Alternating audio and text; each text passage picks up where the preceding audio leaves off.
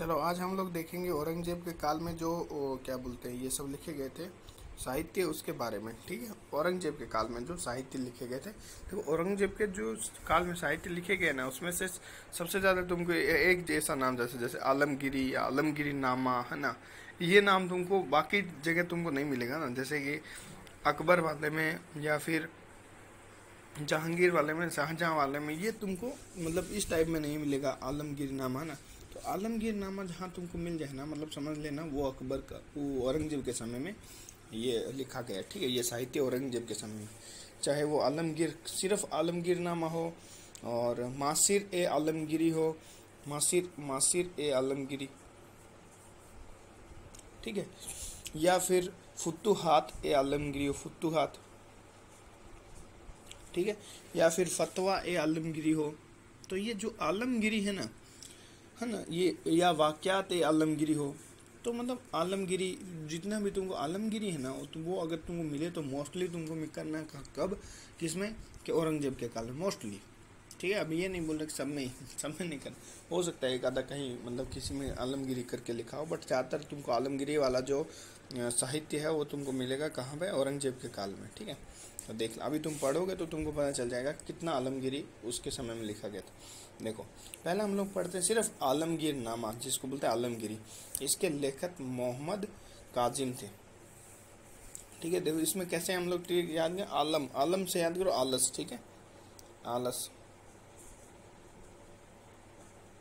यह आलमगिरी, ये गिर गया। ठीक है, कहाँ पे गिर गया, देखो ये जिम में गिर गया, काजिम, सिराजी, सिर के बल गिर गया। ठीक है, ये ध्यान रखना है, ये सब बनाते जाएंगे हम लोग। ठीक है, औरंगजेब के 10 वर्षों के काल का विस्तृत ऐतिहासिक वर्णन किया। इसके बाद औरंगजेब इतिहास लेखन को प्रतिबंधित कर देता है।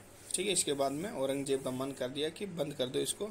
मोहम्मद काजिम को औरंगजेब का आधिकारिक इतिहासकार कहा जाता है।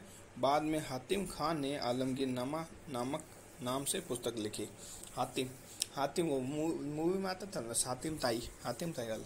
तो पहले तुम्हारा कौन लिखता था, काजिम सिराजी, फिर हातिम, जिम की जगह तिम हो गया। ठीक है, ये ध्यान रखना, काजिम था अब हातिम हो गया।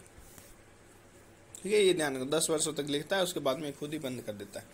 तो ये जो है वो आधिकारिक इतिहासकार था, काजिम जो था ना, काजिम सिराजी, ये याद रहेगा। चलो ठीक है, अब देखो मासिर ए आलमगिरी आ गया। देखो आलमगिरी, मासिर ए आलमगिरी, इसका शॉर्ट फॉर्म मैंने ऐसे लिख दिया है माल।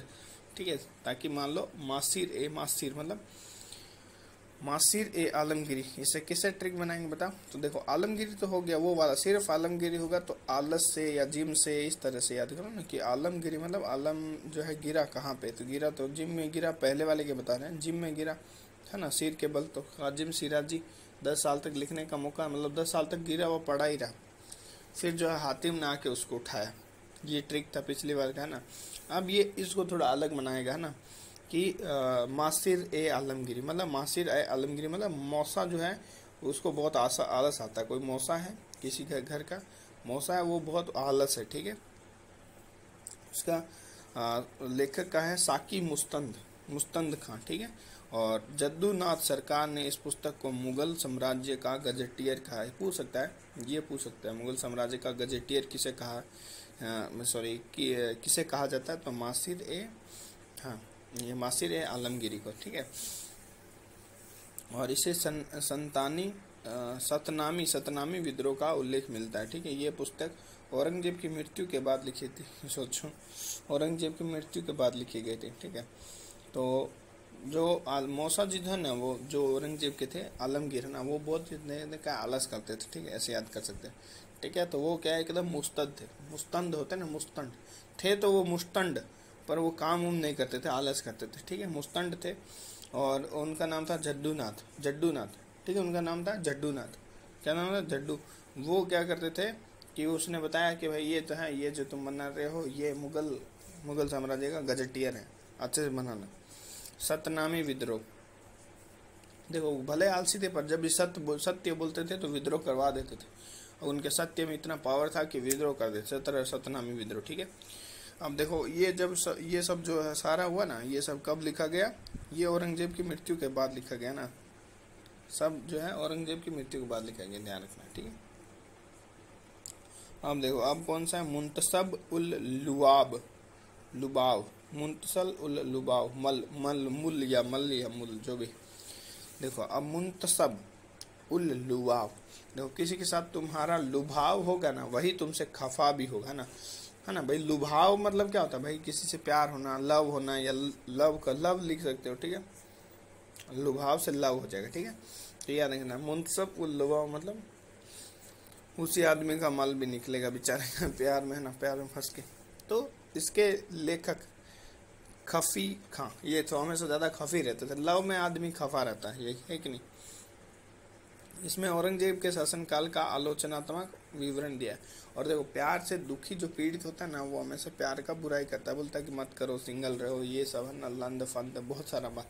तो वो आलोचनात्मक विवरण जो है ये ध्यान रखना। प्यार प्यार जो है, प्यार प्यार हमेशा आलोचना, लव जो है आलोचना सिखा देता है, ये ऐसे से करो।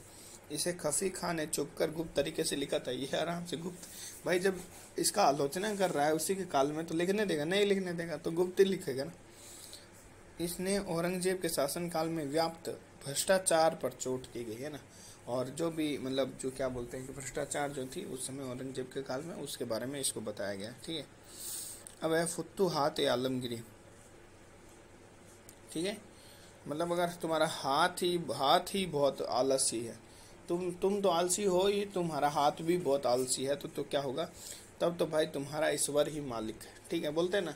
तो वो उसका हाथ भी, जैसे कभी कोई बच्चों को बोलेगा कि यार थोड़ा हाथ खसका के वो सामान दे देना, तो बोलता है अरे आप ही ले लीजिए ना, ऐसी तरह से होता है ना। तो क्या बोलेंगे, उसका हाथ भी आलसी है, तो फुतु हाथ है आलसी, तो उसका फिर भगवान ही मालिक है वैसे लोगों का ना। तो ईश्वर दास नागर इसने लिखा है।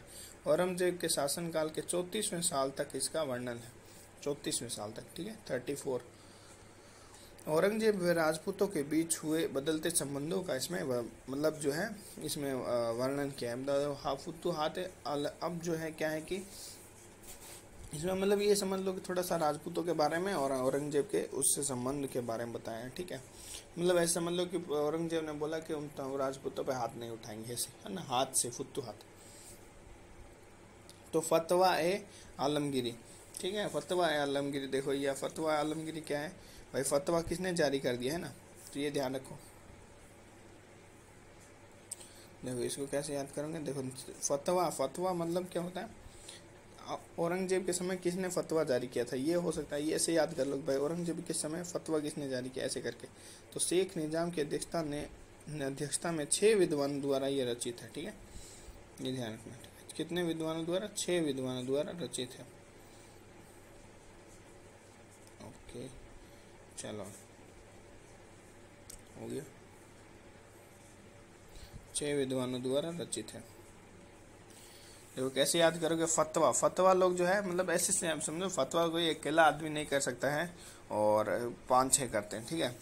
या फिर फतवा जिसके खिलाफ जारी किया उसको बोला कि उसको छक्का बना दो, ठीक है। तो 6 विद्वानों द्वारा ये जो है शेख निजाम की अध्यक्षता में, ठीक है, निजाम सोचो बहुत बड़ा, मतलब 6 लोग फतवा जारी कर रहे हैं, तो उसके लिए तुमको जाम में बैठे हुए ऐसे दारू पी रहे हैं, फिर बोला कि 6 लोगों को कर दो, ठीक है, इस तरह से याद कर लेना। इसका इस्लामिक कानून व प्रशासनिक नियमों का उल्लेख है। इसमें सिंपल बात है, देखो फतवा जारी करते हैं, उसमें क्या होता है, इस्लामिक कानून का कोई तौहीन करता है ना, तो उस संबंध में होता है, ठीक है। तो इस्लामिक कानून के साथ साथ प्रशासनिक नियमों का भी, चलो इस्लामिक कानून तो हम लोग मान सकते हैं कि फतवा से हो सकता है ना, पर प्रशासनिक नियम तुमको याद करना पड़ेगा, ठीक है।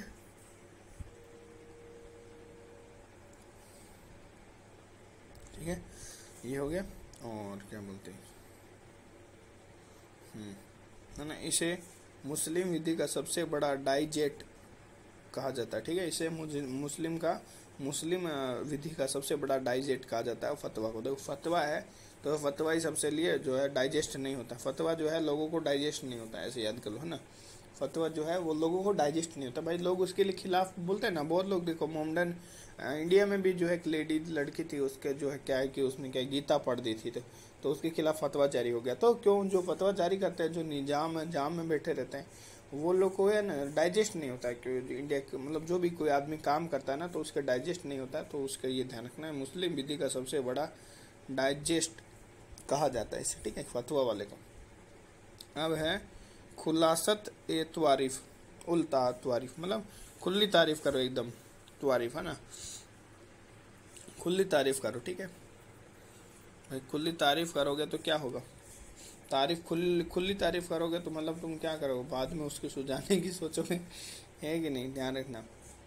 तो सूजन रहा है तो उसको सूजन आ जाएगा, ठीक है, ये ध्यान रखना भाई, खुली तारीफ नहीं करनी है ना भाई, एकदम खुली एकदम तारीफ कर रहे हो धनाधन, तो हो सकता है तुम आगे उसको सुझा दो और सुझा के भंडारी बना दो उसको, ठीक है। तो सुजन राय भंडारी, इसने मुगल के राजनीतिक, प्रशासनिक एवं भौगोलिक स्थिति का वर्णन किया। किसने, प्रशासनिक, राजनीतिक और भौगोलिक, ठीक है। पीआरबी पीआईबी पढ़ते हैं ना, पीआईबी की जगह पीआरबी, तो प्रशासनिक, राजनीतिक और भौगोलिक स्थितियों का इसने वर्णन किया, ठीक है, ये याद है, ठीक है। फिर नुस्ख ए दिल खुशा, है ना, नुस्ख ए दिल खुशा, देखो ये दिल खुश है, किसी का दिल खुश हो रहा है तो ये भीमसेन द्वारा, देखो भीमसेन ने उसका खुद दिल खुश किया था ना, क्या नाम था, भीमिंडा करके क्या था, निमिंडा करके जो राक्षसी थी ना, उसका किया था ना, तो भीमसेन ऐसे याद करना, भीमसेन भाई। और तुम महाभारत देखोगे ना तो तुम सबसे बेस्ट यही लगेंगे ना, तुम्हारा दिल इन्हीं को देख के खुश होगा, नकुल सहदेव तो नॉर्मल लगेंगे, है ना, तो इन्हीं को देख खुश होगा कि भाई क्या हैवी शरीर है कि नहीं, क्या खतरनाक आदमी है, काट देता, मार देता, एक हाथ से फेंक देता है उधर, तो भीमसेन, तो दिल खुश इसी से होता है, ठीक है। इसमें मुगल मराठा संघर्ष का उल्लेख मिलता है, इसमें मुगल और मराठा संघर्ष का उल्लेख मिलता है, ठीक है।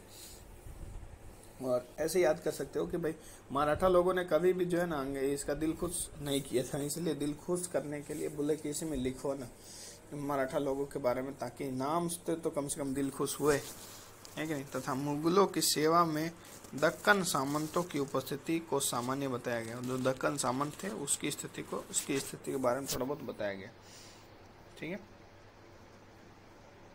देखो पहले नोट में दिया है कि पहले भीमसेन मुगलों की सेवा में थे, किंतु बाद में बुंदेलों की सेवा में चले गए, ठीक है, मतलब कुल मिलाकर भीमसेन चले गए। भीमसेन वैसे भी पहले क्या रहते हैं, फिर पहले महल में रहते हैं, फिर जंगल में चले जाते हैं, तो भीमसेन भी चले गए, ये भीमसेन भी चले गए, वहाँ उनको बूंदी भी वाक्यात आलमगीरी, देखो वाक्यात आलमगीरी क्या है, मतलब आलमगीरी पे सिर्फ एक जो है वाक्य कहना है, तो क्या कहोगे भाई आलमगीरी पे या आलसगिरी पे जो है एक वाक्य कहोगे तो क्या बोलोगे, तो एक वाक्य तुमको बोल दिया तो क्या बोलोगे कि तुम लोग में अकल नहीं है ना, यही ना बोलोगे भाई तुम क्योंकि तुम जो है आलसी आलस फैलाए हुए हर जगह, तो आकिल था तुम्हारा रचित उत्तराधिकार के युद्ध व सिंहासन की लड़ाई का विस्तृत उल्लेख, ठीक है ना। या फिर ऐसे बोलोगे ना भाई तुम्हें अकल नहीं है, तुम जो है कि उत्तराधिकार के लिए लड़ाई कर रहे हो, है ना, युद्ध कर रहे हो भाई होकर इस तरह से, तो सिंहासन के लिए या उत्तराधिकार की लड़ाई से संबंधित इसमें बातें कही गई।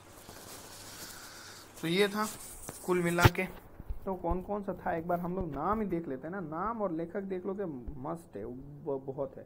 आलमगीर नामा बहुत ज्यादा, आलमगीर हो जिम जाओ, है ना, आलस आ रहा है तो जिम जाओ, जिम जाते सिर के बल गिर गया सिराजी, ठीक है। और मासिर ए आलमगीरी मौसा जी जो है उसके वो एकदम मुस्तंड है, शक्की है और साथ में मुस्तंड है भाई, मुस्तंड आदमी फिर भी क्या नाम आलस करता है, होता है कोई जड्डूनाथ है वो, है कि नहीं, जड्डूनाथ है, ये भी बताए थे। अब मुंतसर ए लुबाव मतलब वो लव वाला ना, लव वाला जो होता है आदमी हमेशा खफा रहता है भाई, प्यार में वो सोचता है मना लेगा, पर लव में जो है मनाने वाला कोई नहीं होता, लव में ऐसा लगता है कि मना लेगा, ये ध्यान रखना, ठीक है। फिर फुत्तुआत मतलब फुत्तू मतलब फुद्दू आदमी जो होता है ना, उसका हाथ भी नहीं काम करता है, वो हाथ में भी आलस होता है, तो ऐसे लोगों का ईश्वरी भगवान ही मालिक है कि नहीं। और फतवा जारी करते हैं वो लोग क्या जाम में लगे रहते हैं, निजाम शेख निजाम, उसकी अध्यक्षता में 6 सदस्य विद्वानों द्वारा रचित है, ठीक है। अब देखो खुला कोई रहेगा, ज़्यादा खुले रहोगे तो लोग एकदम खुली कर देगा, सुझा देगा, ज़्यादा भाई खुला बोले लोग बोलते हैं ना चालू है, बहुत चालू है, खुला है, इसका मतलब ये रहता है कि सूझ गया है इसका, एक बार है कि नहीं। सूजन राय भंडारी, ठीक है। नुस्खे दिल खुशा, तो दिल खुश तो तुमको पता ही है भीमसेन ही कर पाएगा, और तो कोई है उसके पास ये इतना बड़ा है कि नहीं, उसका जो गदा है, गधे का ही बोल रहे, किसी और का नहीं समझना, ठीक है। और वाक्यात आलमगिरी, वाक्यात आलमगिरी जो है देखो क्या बोलोगे, एक वाक्य बोलना बोलेगा तुम क्या बोलोगे, भाई तुम्हें तो अकल नहीं, उत्तराधिकार के लिए लड़ाई कर रहे हो ना। तो अक्ल खां और उत्तराधिकार के लिए युद्ध जो है इसमें बताया हुआ है। तो ये तुम्हारा देखो इसमें कितना तुमको आलमगिरी मिला ना, वाक्यात आलमगिरी है ना, वाक्यात आलमगिरी गिनते जाना, एक, ठीक है। ये देखो फतवा आलमगिरी, फुतुआत आलमगिरी, 3 हो गया, ठीक है।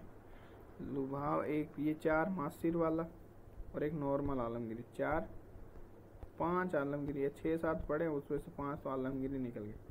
तो क्या समझे, औरंगजेब वाला काल जब आएगा साहित्य में तो कहीं आलमगिरी लिखा होगा तो औरंगजेब से जोड़ देना, वे औरंगजेब के काल में ज़्यादातर लिखे गए थे, ठीक है।